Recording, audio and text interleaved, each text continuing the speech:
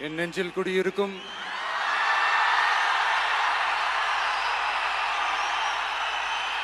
உங்கள் அனைவருக்கும் என்னுடைய வணக்கம். வணக்கம் வணக்கம்.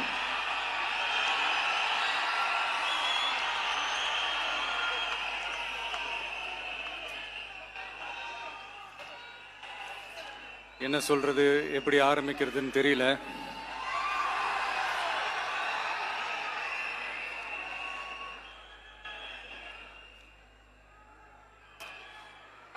சினிமாவில்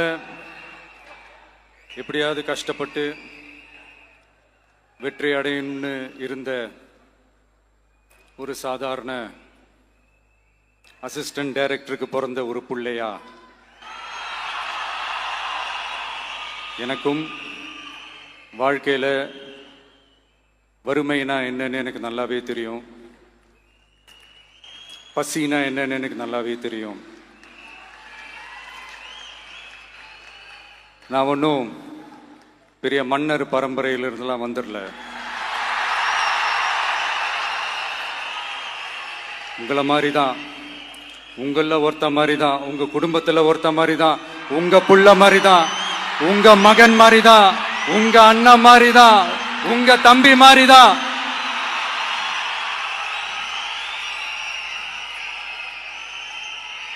அப்படிதான் நான் உணர்றேன். நீங்களும் என்ன அப்படி நினைச்சதுனால தான் சினிமாவில் எனக்கு ஒரு மிகப்பெரிய ஒரு இடத்த ஒன்று கொடுத்தீங்க. அதையெல்லாம் விட்டுட்டு உங்களுக்காக நன்றி கடன் செலுத்துறதுக்காக அரசியலுக்கு வந்த உங்க விஜய, இந்த விஜய, நீ வா விஜய், நாங்களா இருக்கோம், பாத்துக்கிறோம். விஜய் தம்பி நீ வா, நாங்க இருக்கோம். விஜய் தம்பி நீ வா, நாங்க இருக்கோம். அண்ணா நீ வாடா, நாங்களா இருக்கோம். நண்பா நீ வா நண்பா, நாங்களா இருக்கோம் சொல்லி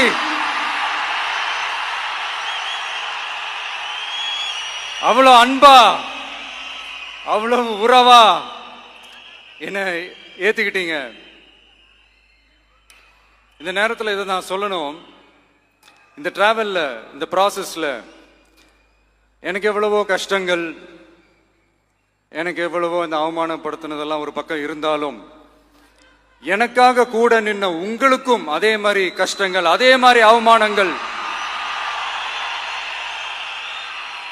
அதையெல்லாம் நீங்க பெருசா எடுத்துக்காம, அதையெல்லாம் நீங்க பொருட்டாவே எடுத்துக்காம, என்னோட வலிகளை, என்னோட வேதனைகளை உங்களோட தான் நினைச்சு என் கூடவே நின்னு இன்னைக்கு சி ஜோசப் விஜய் எனும் நான்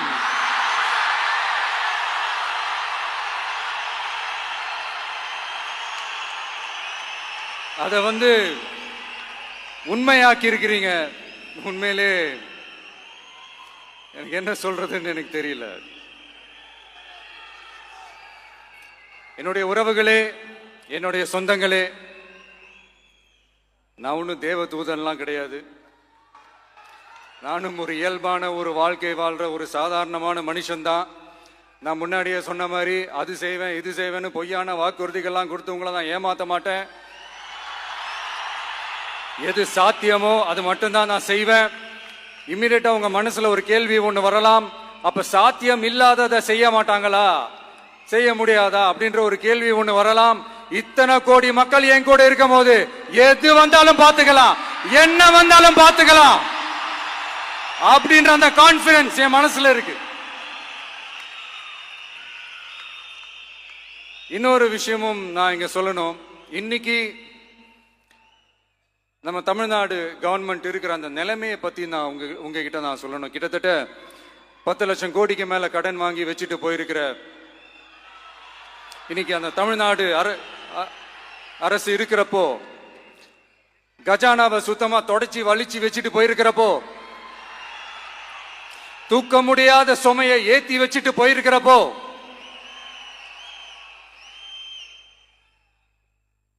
அப்படிப்பட்ட ஒரு நிலைமையில தான் இந்த பொறுப்பை நம்ம கையில் எடுத்திருக்கிறோம். உடனே நீங்க நினைக்கலாம் என்னடா இவர் ஏதோ பொறி வச்சு பேசுறாரா அப்படின்ட்டு. அப்படிலாம் எதுவுமே கிடையாது. உள்ள போய் பார்த்தா தான் தெரியும் எது எந்த நிலைமையில இருக்குன்னு, என்ன இருக்கு என்ன இல்லை, எது எந்த நிலைமையில இருக்கு எது எந்த நிலைமையில இல்லை. ஸோ அதையெல்லாம் பார்த்துட்டு உங்களுக்கு ஒரு வெள்ளை அறிக்கையா அதை வெளியிடணும்னு நான் நினைக்கிறேன். ஒரு டிரான்ஸ்பரண்டான ஒரு கவர்மெண்டா, அதாவது இன்னைக்கு நம்ம தமிழ்நாடு கவர்மெண்ட் இந்த நிலைமையில தான் இருக்கு அப்படின்றத உங்ககிட்ட சொல்லிட்டு I just want to take it forward from there.